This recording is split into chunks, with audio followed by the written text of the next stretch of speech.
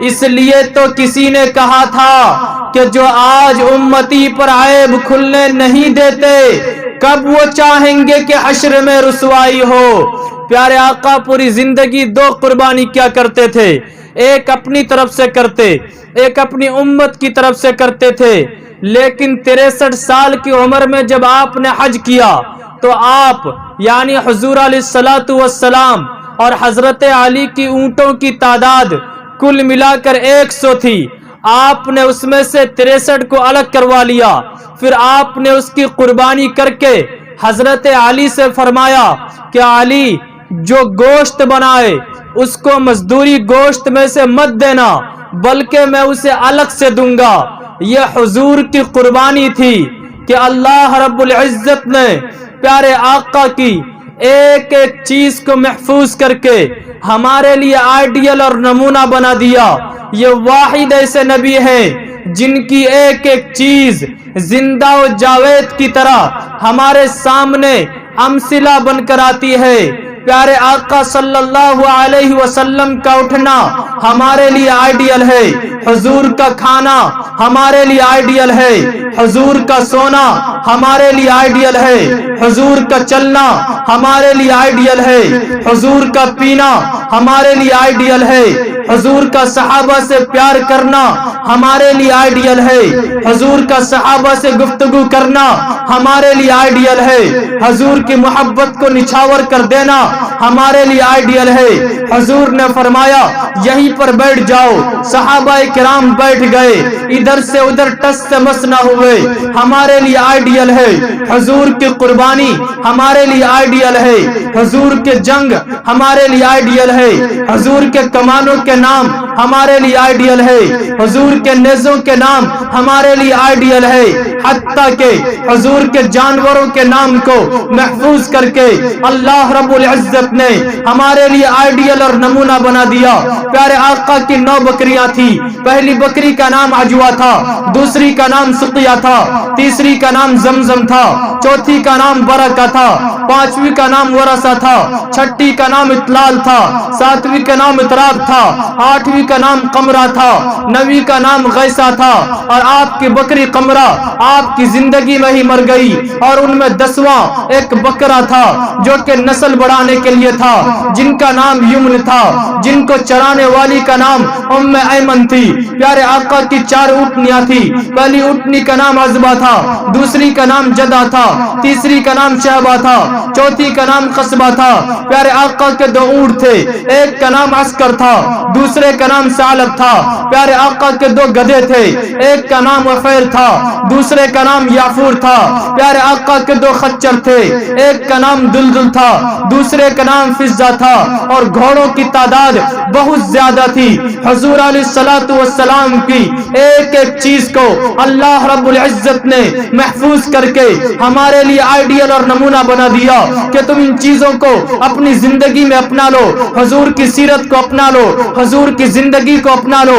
حضور نے صحابہ کو جو طریقہ بتائے ان چیزوں پر آپ عمل پیرا ہو جاؤ، انشاءاللہ دنیا بھی سنور جائے گی، آخرت بھی سنور جائے گی، آپ جنت کے حقدار بن جائیں گے۔ حضور علیہ الصلوۃ والسلام نے قربانی کی، اس میں خالص اللہ کی رضا تھی، لیکن آج ہماری حالت کیا ہے؟ اب تک ہمارے دیگر اعمال میں دکھاوے تھے، لیکن اب قربانی کے جانور میں بھی دکھاوے ہونے لگے۔ اس سے انکار نہیں ہے، آپ اچھے سے اچھے جانور خرید کر قربانی کیجئے، لیکن ایک بات یاد رکھیں، اگر آپ نے 1 لاکھ کا جانور خرید کر قربانی کیا لیکن مقصود آپ کا دکھاوا ہے، گوشت کھانا ہے، خدا کی رضا مقصود نہیں ہے، تو یاد رکھیں وہ قربانی آپ کے منہ پر مار دی جائے گی۔ اور اگر کوئی بندہ اسی طریقے سے کم پیسہ لگا کر قربانی کرتا ہے لیکن مقصود خدا کو راضی کرنا ہے، تو یاد رکھیں وہ بندہ قربانی کے اجر و ثواب کو پا کر اللہ کی نظر میں اس 1,00,000 کے جانور کی قربانی کرنے والے سے اونچے مقام کو پا لیتا ہے۔ آج چند نچنیاں، چند ہجڑے لنگور، ناچنے والے، کمر لچکانے والے طرح طرح کے جانور قیمتی پیسے لگا کر خریدتے ہیں۔ ابھی منڈی گیا بھی نہیں ہے، پہلے سے پرچار ہونے لگتا ہے، لے کر آئے گا، تب سوشل میڈیا کے سہارے اعلان کرے گا، جب اس کو کھانا کھلائے گا تو اس کی وزن کا اعلان کرے گا، جب اس کو ذبح کرے گا تو اس کے گوشت کی کوالٹی کا اعلان کرے گا۔ ارے تم سے پوچھا کون ہے؟ اور اگر رضائے رب عزت کے لیے کر رہے ہو تو پھر یہ پرچار کیوں؟ کیا تمہیں اس بات کا خوف نہیں ہے؟ اگر میرے رب نے کہہ دیا کہ تم نے تو اس جانور کے ذریعہ اپنی واہوائی دنیا میں ہی بٹور لیا تھا، اب میرے یہاں تمہارا کچھ حصہ نہیں ہے، اس لیے تمہیں دھتکار دیا جا رہا ہے، تب کدھر جاؤ گے؟ اللہ کو بندے کے اعمال سے لینا دینا نہیں ہے۔ اللہ تو دیکھتا ہے کہ میرے بندے نے یہ کام کیوں کیا ہے، واٹ دا ریزن، یہ کام کیوں کیا ہے۔ کل قیامت کا میدان ہوگا، فرشتے بندے کے رجسٹر کو لے کر اللہ کے بارگاہ میں حاضر ہوں گے، بارگاہ عزتی میں وہ عرض کریں گے کہ یا اللہ تیرے اس بندے نے کتنی نیکیاں کی ہے۔ اللہ کہے گا کہ میرے بندو، میرے فرشتوں، تم نے صرف نیکی لکھی ہے، تمہاری نظر نیکی پر ہے، میری نظر نیکی کیوں کی ہے اس پر ہے۔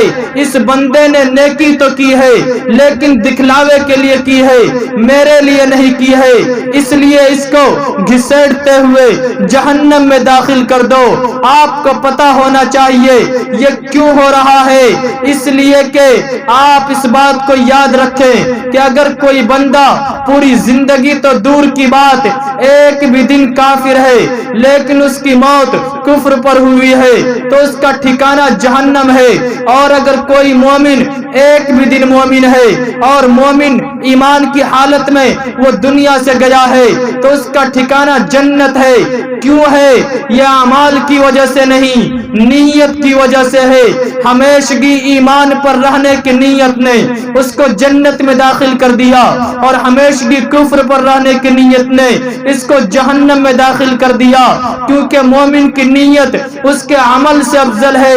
نیت المومن خیر من عملی، اس لیے گوشت کو فریز میں بھر بھر کر رکھنے والوں رکھ سکتے ہیں، اجازت ہے، لیکن اس گوشت کو قربانی کے جانور کے اندر سے نکلنے سے پہلے یا نکالنے سے پہلے آپ اپنی نیت کو درست کر لیں تاکہ آپ کی رضا اللہ کے لیے ہو جائے اور اللہ بھی راضی ہو جائے۔